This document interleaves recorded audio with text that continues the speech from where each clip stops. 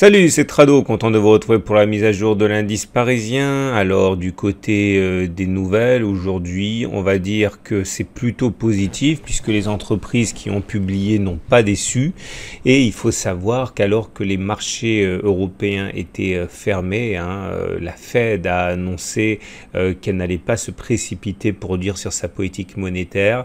Les marchés américains se sont envolés et après bourse américaine, Facebook a divulgué des résultats qui ont été très bien accueillis, donc il y a de fortes chances pour que demain, jeudi, les marchés ouvrent en hausse. Alors voilà où on en est maintenant.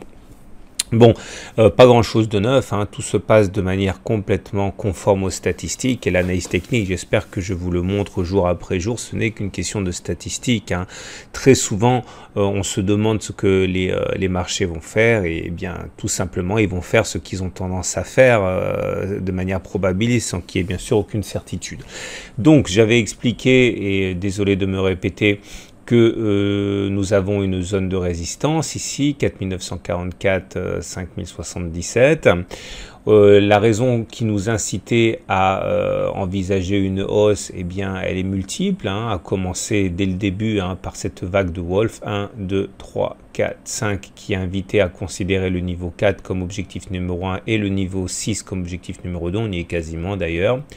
Nous avons également le fait qu'on était soutenu par cette oblique orange, ici, tant que cette oblique orange n'est pas cassée, il n'y a pas de raison a priori pour envisager une fin de la tendance haussière. Et d'ailleurs, j'insiste, parce que l'erreur est souvent faite par les débutants, une cassure d'oblique ascendante ne veut pas dire derrière que l'on va baisser, ça peut simplement vouloir dire qu'on va latéraliser ou baisser. Et après une latéralisation, on peut reprendre la hausse, c'est le principe du drapeau d'ailleurs. Et donc, ce n'est pas parce que l'oblique orange aura cassé qu'il faut nécessairement être pessimiste pour la suite. C'est beaucoup plus souvent une latéralisation qui fait suite qu'une baisse. Quand une tendance haussière est cassée. Nous avons également le fait que le gap qui a été créé ici entre les plus hauts du 17 janvier et les plus bas du 10 janvier ouvrait un gap de continuation. On en a suivi le déroulé. Je vous rappelle que l'objectif théorique maximal pour ce gap de continuation, j'ai bien dit maximal, est d'aller chercher la distance parcourue avant le gap, reporté par-delà le gap. Je sais que c'est fastidieux pour vous d'entendre la même chose encore et encore, mais il faut que je pense à ceux qui nous rejoignent au jour le jour. Et ça nous donne également un objectif à 5070. Bon, alors maintenant, le bémol par rapport à tout ça, vous l'avez deviné, c'est que on a une zone de résistance. Ici, on a le gap à 4975, 5013 qui traditionnellement joue un rôle de résistance au moins temporaire, et puis surtout en deuxième rideau on a la zone de résistance ici, donc il n'est pas sûr que l'on aille chercher ces objectifs, mais en tout cas ces objectifs sont bien là. Je vous rappelle, parce que ça aussi on va poser des questions, que le gap de continuation ça se traite de la manière suivante. Lorsque vous avez un gap et que vous avez des suspicions de gap de continuation, l'idée c'est de mettre un stop en dessous du gap et viser l'objectif du gap de continuation avec la façon dont je vous ai que j'ai exposé. Je vous rappelle que tout ça fait partie de la formation intégrale. Voilà. On passe au chandelier japonais. Le chandelier japonais du jour est très positif puisqu'il termine sur les plus hauts dans le tiers haussier. Maintenant à relativiser toujours quand un chandelier positif vient mourir sur une résistance, ça vient un petit peu contrebalancer l'opinion favorable. Maintenant, je le répète, les marchés américains ont fait une très belle séance, donc ça risque également de jouer en faveur des haussiers. On passe comme d'habitude à l'analyse technique du CAC 40. L'analyse du CAC 40 montre que la tendance est toujours haussière, on l'a dit, on le répète, la M20 est ascendante, on est au-dessus, la M7 est au-dessus de la M20, elle joue un rôle de support, comme vous le voyez, à chaque fois qu'il y a eu contact, il y a eu rebond, parce que la pente de la M7 est très élevée. J'attends avec impatience le prochain signal donné par le balai M7-M20, sur lequel d'ailleurs je fais un webinaire, pensez à le regarder parce que c'est un de mes outils préférés.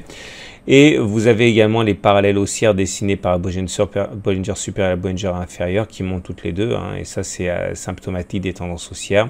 Maintenant la Bollinger supérieure a tendance également à jouer un rôle de résistance généralement comme elle a joué Ici, donc méfiance, ça fait quand même un cluster de résistance importante, hein, le gap, la Bollinger supérieure, la zone de résistance. Donc faites attention à l'ouverture de jeudi qui risque d'être à la fois très positive et également peut-être un plus haut de la journée. Hein. Donc méfiez-vous, ne vous faites pas avoir, c'est un classique du genre. Indicateur technique, là pareil, hein, c'est haussier, on l'a dit, on le répète, momentum au-dessus de 0 et RSI au-dessus de 50. Les indicateurs les plus nerveux que j'utilise, c'est CIM ACD0, ne donne pas de signal de retournement. Et toujours cette divergence baissière cachée, puisque le MACD fait des plus hauts entre cette date et cette date, vous le voyez bien, mais pas les cours eux-mêmes. Donc faites attention, maintenant elle risque d'être bientôt invalidée. Hein. Pour l'invalider, il suffirait d'aller plus haut, de clôturer plus haut que les 5050, 5060. Hein. Donc on n'est pas très loin non plus de l'invalidation de la divergence baissière cachée, qui est, je vous rappelle, pas encore activée pour l'instant. Il y a une divergence, mais elle n'est pas activée. Hein. Voilà ce qu'on pouvait dire. Et puis bien sûr l'Ichimoku. Et là je suis super content pour l'Ichimoku. Je vais vous dire pourquoi. Parce que on l'a suivi, depuis des semaines. Hein, ce moment critique où il y aurait la rencontre de la lagging span ici avec l'oblique noire qu'on avait faite figurer ici. Je vous rappelle l'idée.